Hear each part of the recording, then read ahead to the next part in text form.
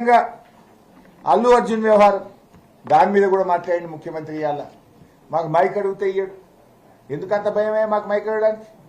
సరే, దాన్ని మేమేమి సమర్థించలే.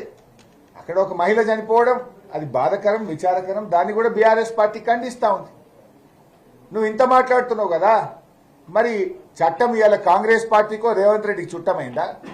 నీ సొంత ఊరు కొండారెడ్డిపల్లిలో సాయిరెడ్డి అని మాజీ సర్పంచ్ నీ తమ్ముళ్ల వల్లనే ఆత్మహత్య చేసుకుంటున్నా, నీ తమ్ముళ్ల వేధింపుల వల్ల చనిపోతున్నా అని సూసైడ్ లెటర్ రాస్తే నీ తమ్ముడిని ఎందుకు అరెస్ట్ చేయవని నేను అడుగుతా ఉన్నా. నీ తమ్ముడికో రూలు, ప్రజలకో రూల్ ఉంటుందా? నీ తమ్ముడిని ఎందుకు అరెస్ట్ చేయలేను? నీ తమ్ముడి విషయంలో కాంగ్రెస్ పార్టీకి నీ తమ్ముడికి నువ్వు ముఖ్యమంత్రి ఉన్నావు కనుక చట్టం చుట్టమైందా? కనీసం ఎఫ్ఐఆర్ కూడా నమోదు చేయలేదు, కేసు నమోదు చేయలేదు. వాళ్ళను బెదిరించి భయభ్రాంతులకు గురి చేసినావు కదా. నువ్వు ఏదో బాగా ప్రేమ ఉన్నట్టు మాట్లాడుతుండు. మరి ఒక గిరిజన విద్యార్థి వాంకిడి హాస్టల్లో నీ ప్రభుత్వం అన్నం పెట్ట చేత కాకపోతే విషాహారం తిని శైలజ అనే అమ్మాయి 10-12 రోజులు నిమ్స్ ఆసుపత్రిలో చావుతో కొట్టుమిట్టాడి పోరాడి శ్వాస విడిచింది. మరి ఆ శైలజను పరామర్శించడానికి రేవంత్ రెడ్డికి ఒక్క నిమిషం టైం దొరకలేదా? నీ మంత్రులకు ఒక్క నిమిషం టైం దొరకలేదా? చివరికి అమ్మాయి చనిపోతే అంత్యక్రియలకు కూడా వెళ్లకుండా మా ఎమ్మెల్యే గారు కోవా లక్ష్మి గారిని అర్ధరాత్రి 12 గంటలకు అరెస్ట్ చేసినావు కదా రేవంత్ రెడ్డి. ఇదా నీ ప్రజాపాలన? పెద్ద నీకేదో ప్రేమ ఉన్నట్టు మాట్లాడుతున్నావు. సరే, దురదృష్టకరం. ఆ సంఘటన ఎవరు చనిపోవాలని కోరుకోం, కానీ ప్రేమ అందరి మీద ఉండాలి కదా.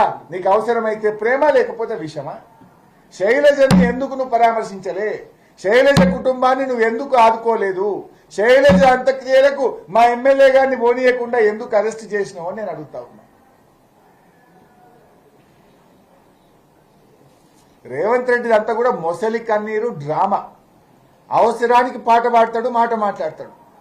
ఆయనలో నిజాయితీ లేదు. ఈ అసెంబ్లీ సమావేశాలు మీరే సాక్ష్యం. అసలు అసెంబ్లీ అంటే ఒక శాంటిటీ. రాష్ట్ర ప్రజలు శాసనసభను ఒక దేవాలయంగా చూస్తాం. శాసనసభ అనేది ఈ రాష్ట్రంలో అత్యున్నతమైన చట్టసభ. ఆ సభలో ఒక చర్చ జరిగినా, ఒక మాట మాట్లాడినా దానికి ఒక గౌరవం, ఒక విలువ ఉండాలి. కానీ రేవంత్ రెడ్డి గారు ఆయన సభానాయకుడే ఇందాక నేను చెప్పినట్టు కాళేశ్వరంలో 20 లక్షల ఎకరాలు సాగైతే 50,000 ఎకరాలే సాగైందని మాట్లాడతాడు. అన్ని అబద్ధాలు. అట్లా చూసుకుంటూ పోతే ఉత్తమ్ కుమార్ రెడ్డి గారు నీటిపారుదల శాఖ మంత్రి మొన్న అసెంబ్లీలో మాట్లాడుతూ 10 ఏళ్ల బీఆర్ఎస్ పాలనలో ఒక్క ఉద్యోగం ఇవ్వలేదు. ఏమో మాట్లాడాలి?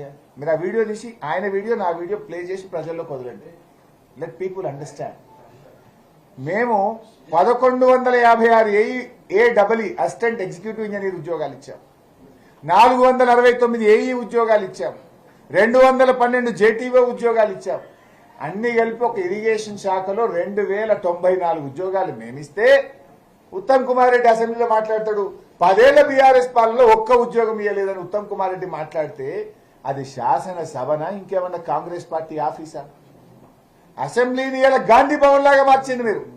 గాంధీ భవన్ లో గత 10 ఏళ్లు అబద్దాలు చెప్పిందే చెప్పి గాంధీ భవన్ లో 10 ఏళ్ల బీఆర్ఎస్ పాలన మీద గోబల్స్ ఎట్లయితే ప్రచారం చేసిండ్రో ఇవాళ అసెంబ్లీలో కూడా అవే గోబల్స్ ప్రచారం చేస్తున్నారు.